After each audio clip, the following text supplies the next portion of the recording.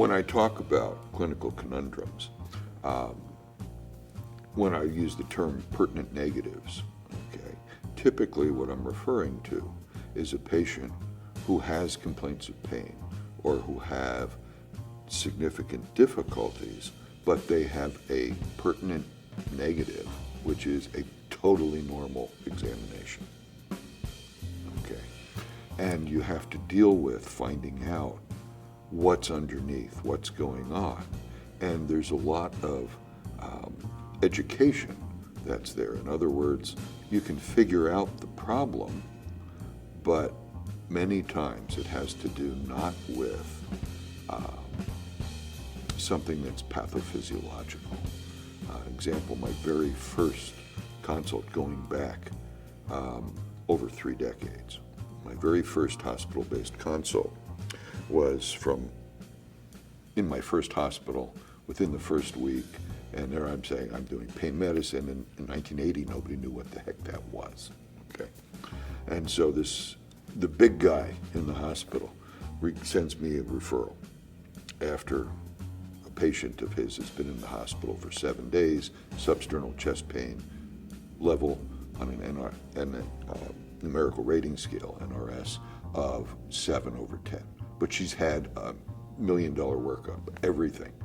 And by the way, yeah, she's been in the hospital before for the same thing. Oh, okay.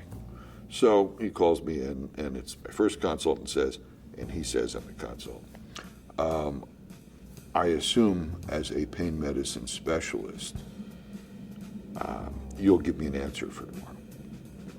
Okay, no pressure, right? No pressure. So, bottom line was it was a very lovely 68-year-old woman. This is an example of a pertinent negative. Her examination was entirely negative. Neuromuscular exam, neurological exam, general physical exam, all negative. And so I'm sitting there saying, oh my God, I've got nothing to say to this dude. What am I gonna do? So I remembered, all right, she's been in the hospital before. So I ordered up her past records. She hadn't been in the hospital a couple of times. She'd been in the hospital 7 times. And so I'm sitting there going through the charts, making lists and everything, checking everything twice, as they say. Nothing. Same concerns, same presentation, same workups. Everything's negative. So I'm sitting there saying, okay, it's 2 a.m. and this guy really wants me to prove that pain medicine can help him. Otherwise, I know I will get no further consults ever from this hospital or this doctor. So I said, all right, let's go back. What did I miss? I must have missed something. So I went back and I just looked at, one thing I didn't do was what were the dates? And it turned out that each year for 3.5 years, 7 admissions, plus this was her 8th, she was admitted to the hospital twice a year for the same problem on the same dates. Okay, so now that is something that you'd say, something weird is going on here. So, all right, but that is something to hang my hat on. So 2 o'clock in the morning, go to the ladies' room, patient's room, and she's up because her pain won't let her sleep, and she's sitting there. Oh, it's so terrible. And so I said, can I ask you some questions? Yeah. All right, you've been in the hospital, and you're aware that, were you aware that these are all the same dates? And she looked at me like I was nuts. And she said, of course I am. All right, that answered the question.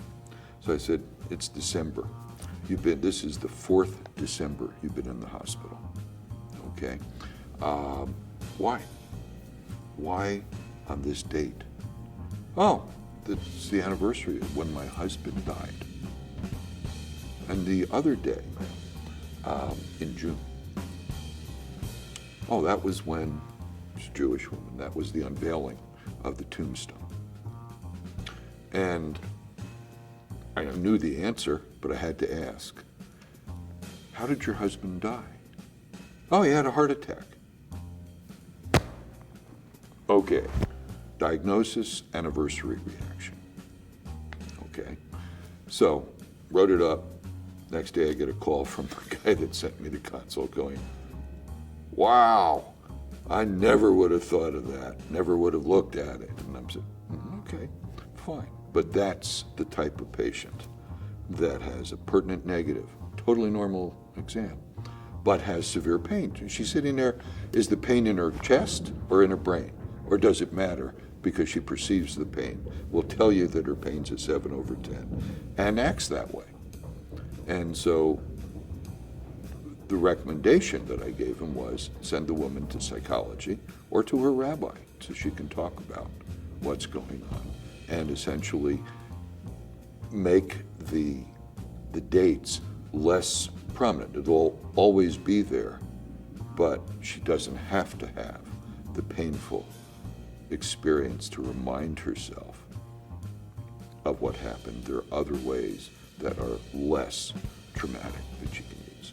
So that, for example, is a patient with a pertinent negative.